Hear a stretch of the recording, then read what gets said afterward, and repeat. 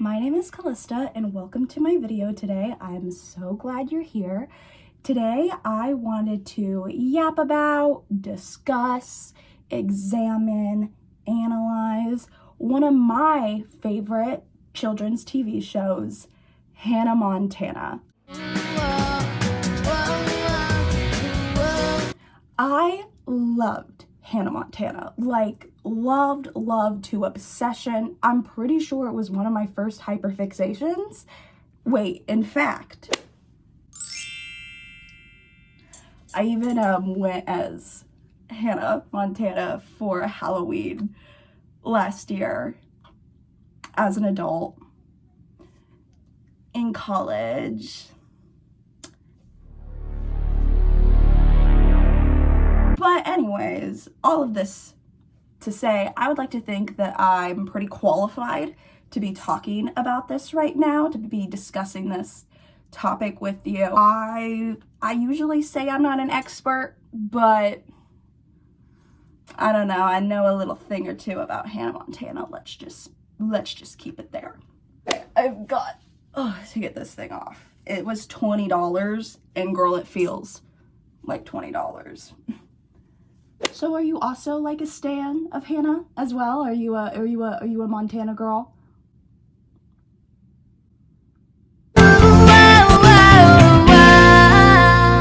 Okay, so like usual, I just want to give you a little beginner basic information in case, I don't know, you lived under a rock and you don't know what Hannah Montana is, but that's okay. I'm here to help.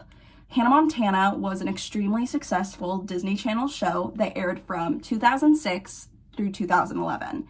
This show centers around the seemingly normal Miley Stewart, who by day leads a pretty normal life, going to school as a teenager, mocking her older brother, and hanging out with her quirky group of friends. But by night, she lives a double life as the mega superstar Hannah Montana, performing to screaming crowds, adoring fans, and her very trendy entourage.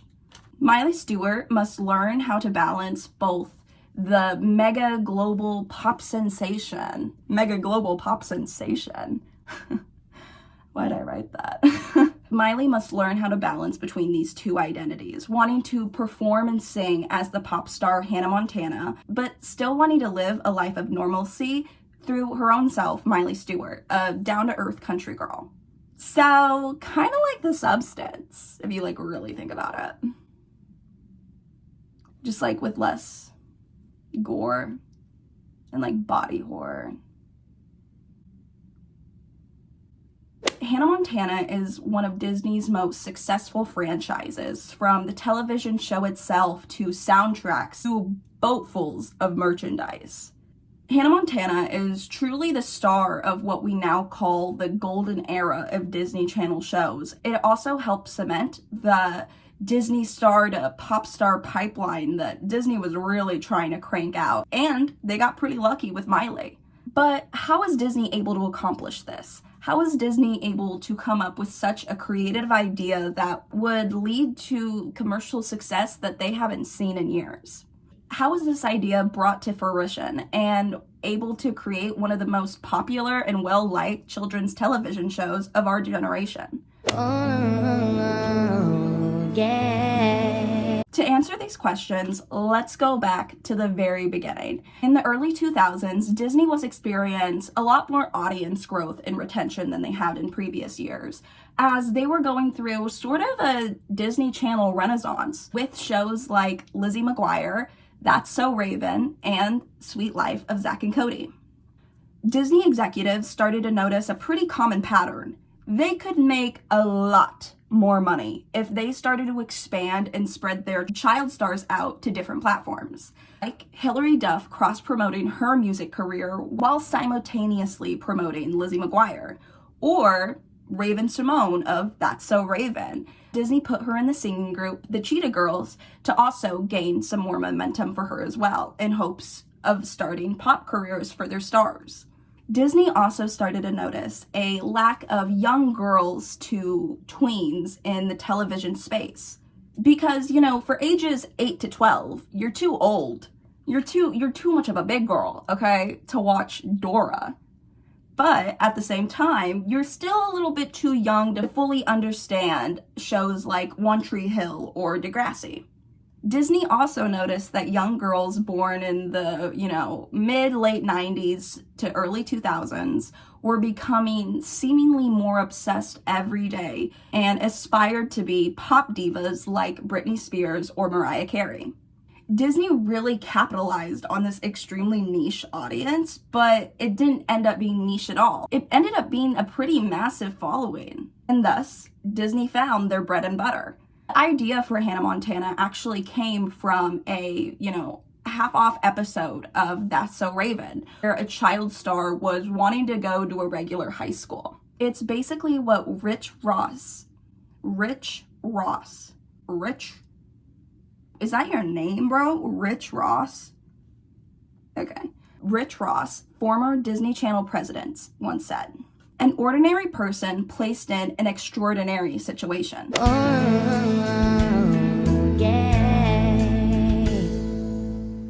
Casting for the show began in the next year of 2005. The show was actually labeled as cast contingent?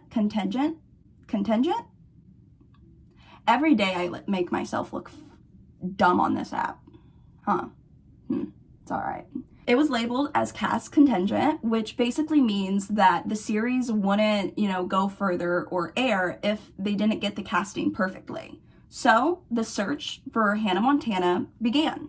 Enter Destiny Hope Cyrus, or now the amazing Miley Cyrus.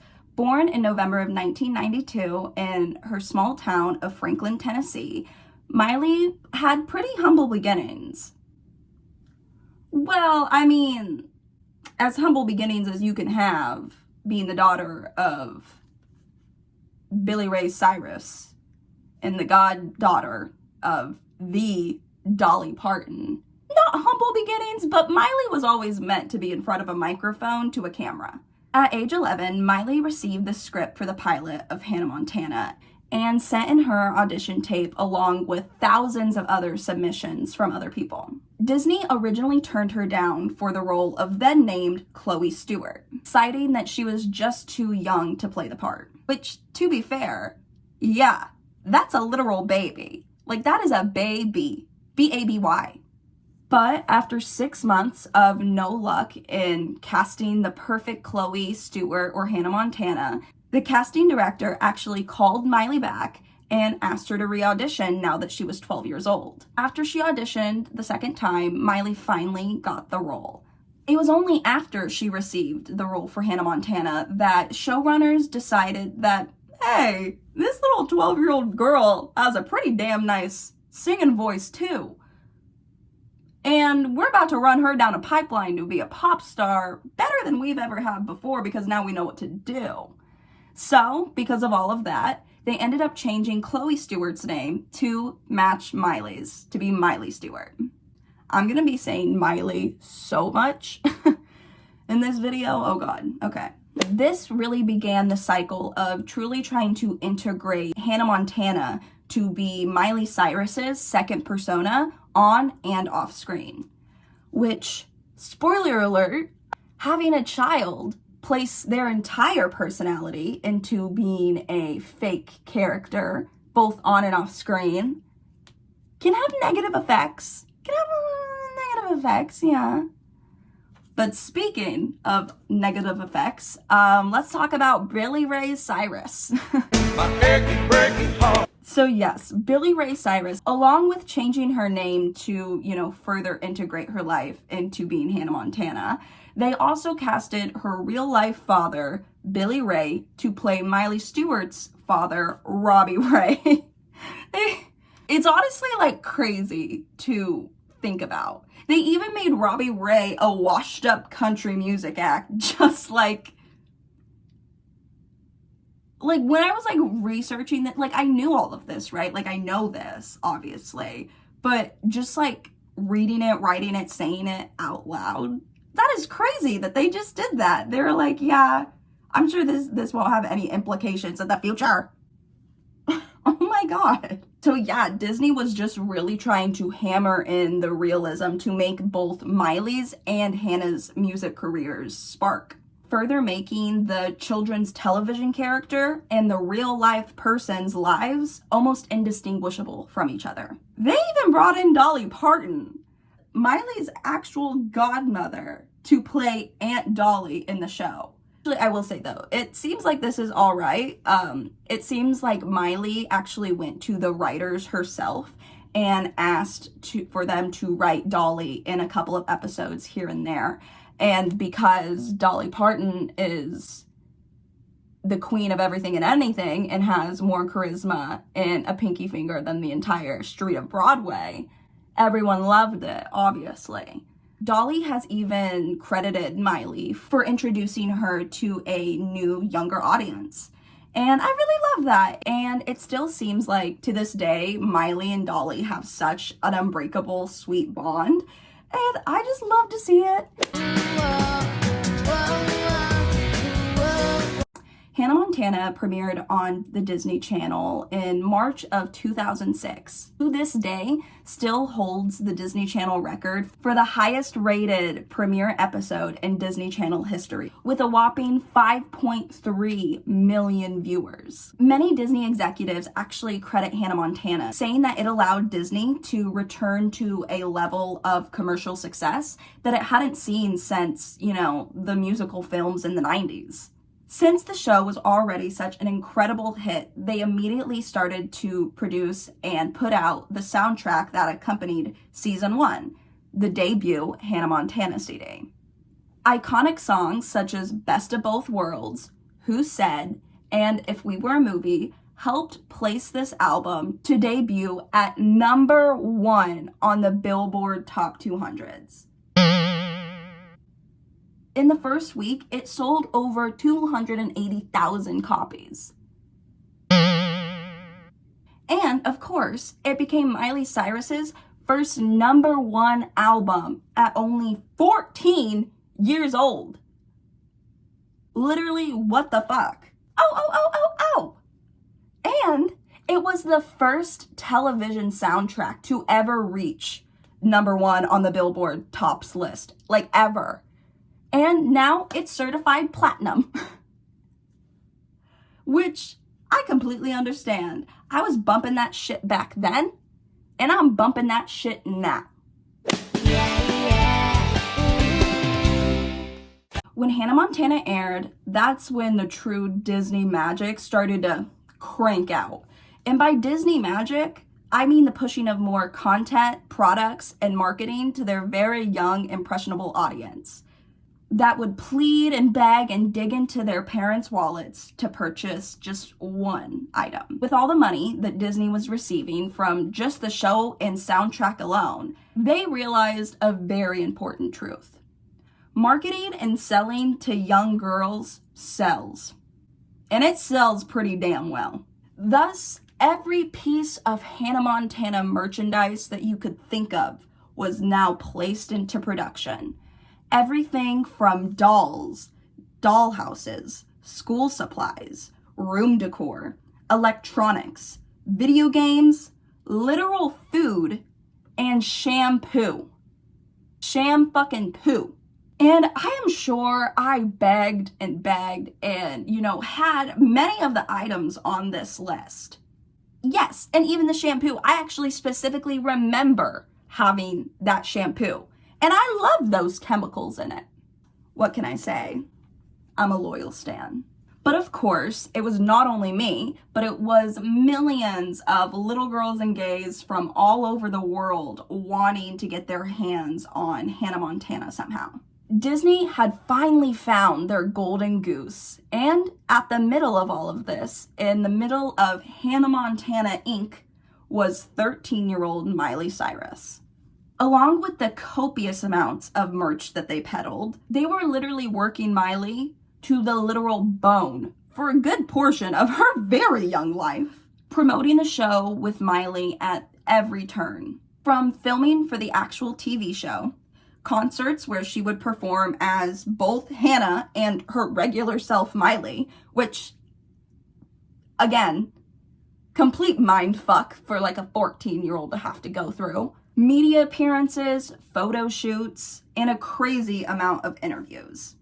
In a recent interview, Miley shares the schedule that she once had at 13 or 14 in, her press for her song Used to Be Young. 30 a.m., hair and makeup in my hotel. 7 a.m. we get picked up. 7:15, I'm on the news. 7:45, I have another live interview. 8:15, another interview. 8:45, another interview. 9:30 to 11 a.m., meeting with editors. Back to the hotel. 1 to 2:30, me and my dad have a lunch interview. 2:40, we have to go to the Life magazine photo shoot. 3 to 5, interview and photo shoot. Arrive at 6 p.m. for Kids Online interview. Then at 6:15, we have another interview. Then the next day starts at 7 a.m. and ends at 7:30 p.m.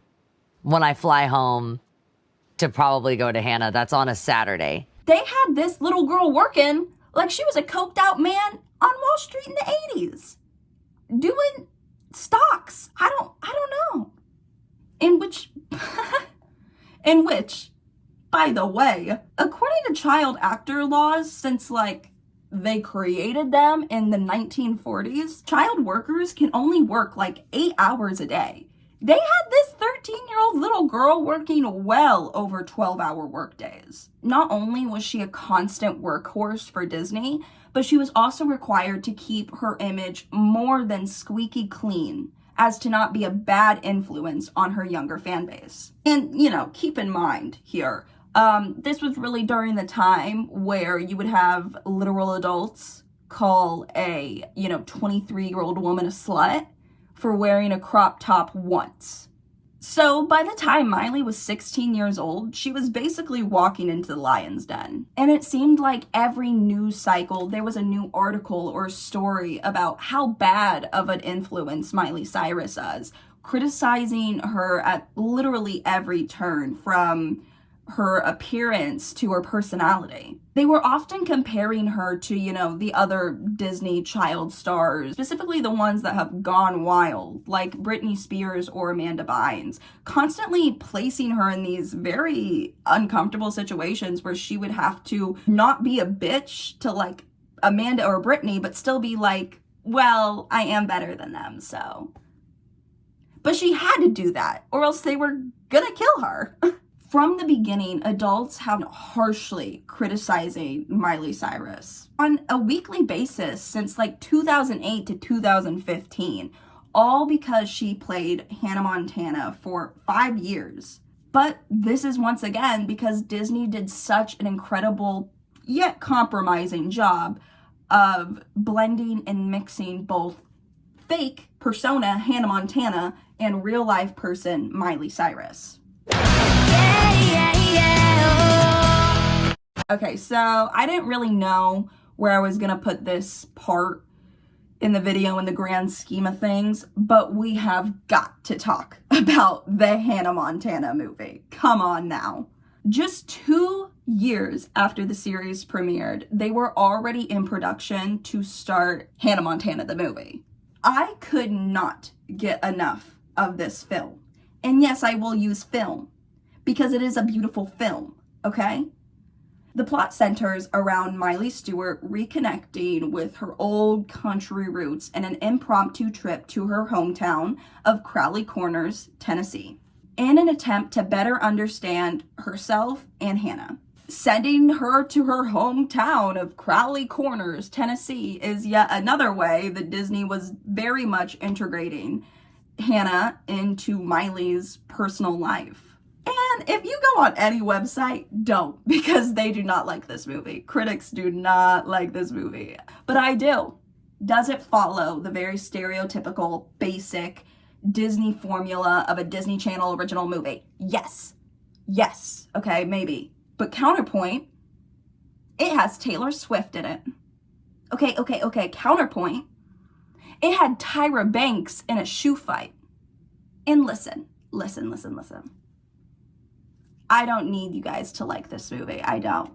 Because the one exception from this movie will always be the song, The Climb. Actually, I've been playing this song recently. I just fucking rediscovered it or something. And unironically, I've been I cannot listen to this song without like tearing up and or bawling my eyes out. Because damn, she's right. Life is the motherfucking climb. But the view is great. This song actually also made it into the Billboard Top 10 list and became a Grammy nominee, making it Miley's first Grammy nomination at just 16 years old. What the fuck am I doing? Oh, yeah. Okay, sorry. I just feel like, we can't really discuss Hannah Montana without discussing Hannah Montana, the movie, And mostly because after the release of the film, there was a pretty obvious shift in the overall tone and vibe of the next following seasons of Hannah Montana.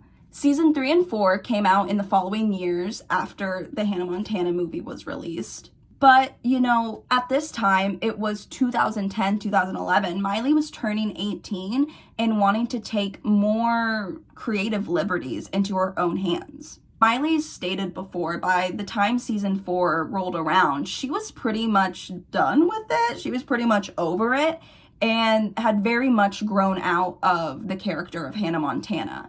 As I'm definitely sure, in terms of songwriting and creating, the Disney executive record label probably wasn't the biggest fan of her more creatively driven risk. I think that this can definitely be true and stated when we kind of look at the songs that she put out after the ending of Hannah Montana and a slight overcorrection. The final season of the show was extremely different from the past 3 seasons. For one, it only had 9 shows compared to the usual 30 episode schedule, and it tied everything up in a pretty nice and neat bow. It had a new look and even a new name, Hannah Montana Forever, as if it was like a memoriam service for her, which, to be fair, it kind of was. Oh my god, and we got introduced to Miley and Lily's new bedroom. And I don't know why, but this is just such a core memory. Seeing it for the first time, I was like, oh, so this is what interior decorating is. This is what design is. I get it now. And Miley and Hannah had one of, if not the coolest, Disney sitcom bedrooms. And I would say argue with a wall, but you can't. Because the wall is actually a hidden doorway, a hidden passageway into her color-coordinated walk-in closet, bitch. So argue with the walk-in closet, I guess. Anyway, but the series ended after, their 9-episode run in season 4 by Miley Stewart revealing to the world that she is Hannah Montana. Wait, I'll recreate it real quick. Oh, yeah. Was that giving? Let me know. But yeah, ending the incredibly successful television series by her revealing to the world who she is. On the Jay Leno show, out of all places. Like, the Jay Leno show? Like, why was she doing that for... Okay, that's like the most 2010 thing I've ever heard.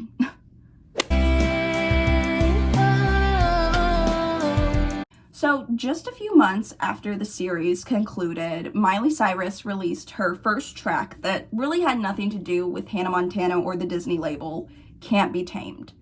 When this music video came out, you would have thought that there was like a terrorist threat above. The reception of it was so crazily bad. We were just so dramatic back then. Oh my god. The amount of vitriol we just like spewed at this young woman for what? Like, just from like public perception, you would have thought that she was pointing a gun at us in the video. And, keep in mind, all of this, all of the headlines, everything, all of this was due to her being in a feathered leotard and doing some dance moves that included the movement of hips.